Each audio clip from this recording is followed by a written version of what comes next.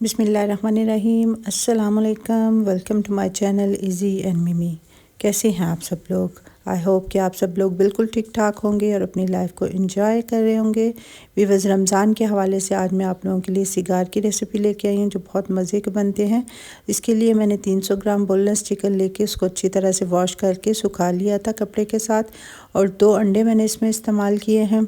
और इसके अलावा मसालों में मैंने इस्तेमाल किए हैं 1 पिंच के करीब मैंने हल्दी पाउडर लिया है, और 1 टीस्पून मैंने लाल मिर्च का पाउडर लिया है, 1 टीस्पून ही मैंने इसमें धनिया पाउडर डाला है, 1 टीस्पून गरम मसाले का मैंने डाला है, और 1 हाफ़ टीस्पून इसमें मैंने ऑरिगेनो डाला है, हाफ़ टीस्पून ही मैंने अदरक का पाउडर और हाफ़ टीस्पून ही लहसुन पाउडर डाला है, और इसमें मैंने 1 टीस्पून के करीब डाला है नमक। अपने टेस्ट के अकॉर्डिंग आप कम ज़्यादा कर सकते हैं। मसाले जो है ऑरिगेनो हो तो डालिएगा, नहीं तो स्किप भी कर सकते हैं।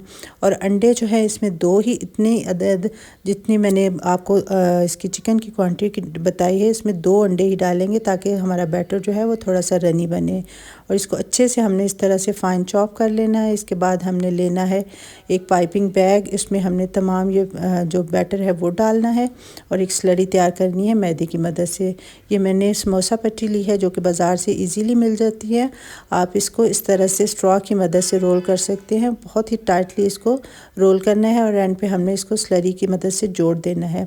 आप पट्टी जो है उसको मिडल में से 2 कर लीजिएगा, या फिर इस तरह से इसको स्ट्रॉ की मदद से जब हम रोल बनाएंगे, ये इस तरह से रोल करेंगे तो आप इसको मिडल में से 2 कर लीजिएगा ताकि छोटे साइज़ का सिगार बने, और अंदर से अच्छी तरह से इस तरह पाइपिंग की मदद से हम इसको फिल कर लेंगे। ये तमाम सिगार मैंने रेडी कर लिए हैं। अब इनको हम स्टोर करेंगे एक एयर टाइट जो है वो उस कंटेनर में। इस तरह जितने भी आपने स्टोर करनी है इस तरह एक एयर टाइट कंटेनर में डाल के आप इसको 1 महीने के लिए फ्रीज़ कर सकते हैं। ऑयल हमने मीडियम फ्लेम पे गरम करना है, और मीडियम टू लो फ्लेम पे ही हमने इसको फ्राई करना है ताकि अंदर से भी अच्छी तरह हमारा जो बैटर है वो पक जाए और बाहर से भी अच्छा सा क्रिस्पी हो जाए। और ये तमाम जो है मैंने सिगार फ्राई कर लिए हैं। कितना अच्छा सा इसका गोल्डन कलर आया है।